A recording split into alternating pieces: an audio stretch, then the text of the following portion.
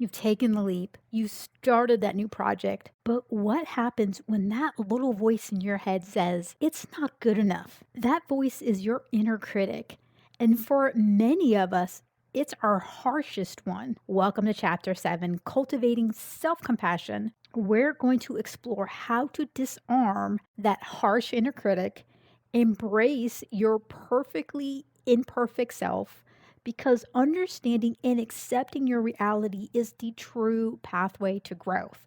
But what does that really look like? First, let's learn how to befriend that voice inside you. Your inner critic often judges and pushes you. It can be difficult to respond with compassion or kindness. The key is to know its origins and purpose, because the path to a solution begins with understanding the challenge. That harsh voice often grows from past experiences or what others had expected of you. It tries to protect you from failure by making you aim for perfection, but its methods are often draining and just makes things worse. So, how do you respond with kindness or compassion? A powerful way to reframe your inner voice is to ask yourself a simple question.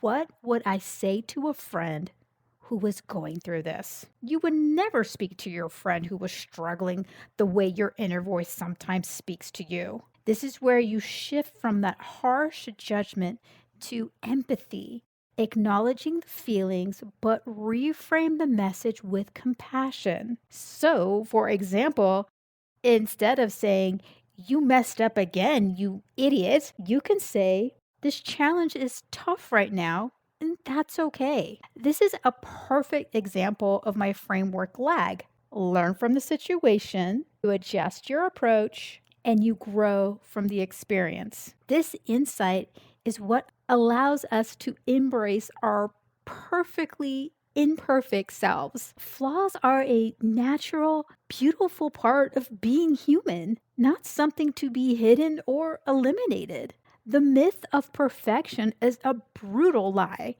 It's an illusion that keeps you trapped in a bottomless pit of effort. It's a lot like that infamous pit in E.T.'s Atari game, just leaving you endlessly stuck in that pit, no matter how many times you stretched your neck out. Chasing this illusion is a constant source of stress, procrastination, and feeling of not being enough. You can instead accept your humanness, that making mistakes and having imperfections is a universal condition. Acceptance isn't giving up. It's about acknowledging your current state with compassion and understanding. In other words, you get the opportunity to let go of should and must to move forward. But how do you actually release those internal demands of should and must? The way to release these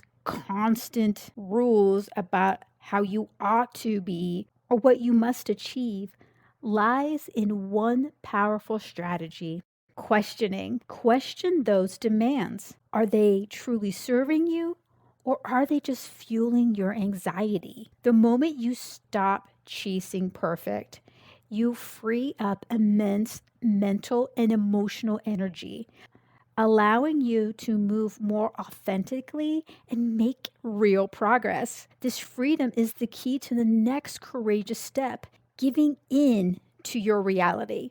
But if giving in sounds like giving up, well, what's the difference? Well, the difference is subtle but vital. So, giving up is passive, it's surrendering to your current state. However, giving in is active and a courageous choice. So think of it like this: giving up is like sinking in the water, exhausting yourself by fighting the current. But giving in is trusting the water to hold you, allowing yourself to float. It's a profound choice to accept yourself exactly as you are without judgment. And it's the powerful first step to unlocking the possibility for positive change. Accepting what is means acknowledging your thoughts, your feelings, and your circumstances without fighting them,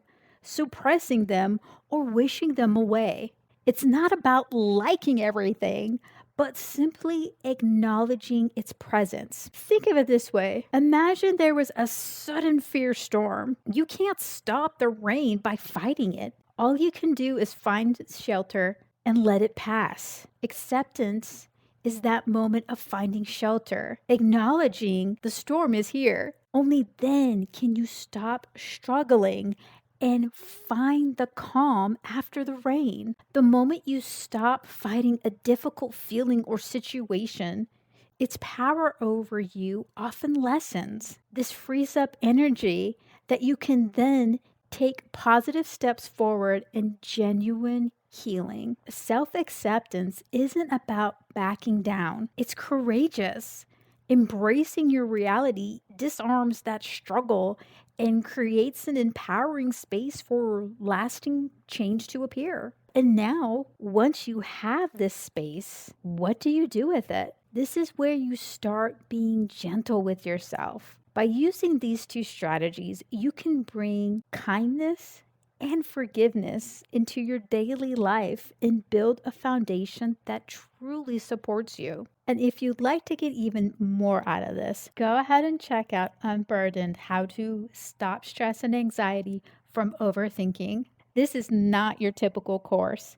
It's an immersive, interactive coaching experience that transforms your mindset for lasting change. Go ahead and check that in the descriptions or comments below. Now, the first strategy: mindful self care means engaging fully in the activity that genuinely nourishes you.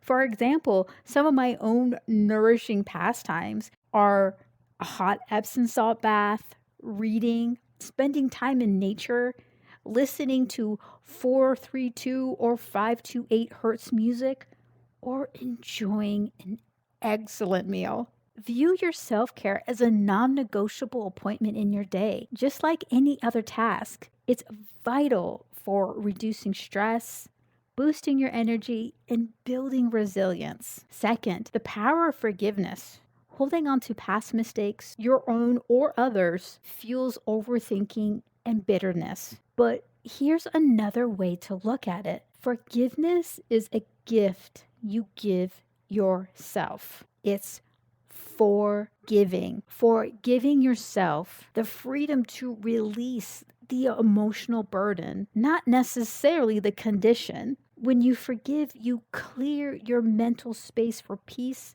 and new possibilities. So, as we wrap up this chapter, you've learned how to disarm your inner critic, embrace your perfectly imperfect self, release those burdens of should and must that fuels overthinking. We've covered the power of accepting your reality and the importance of creating a foundation of self kindness through mindful self care and forgiveness.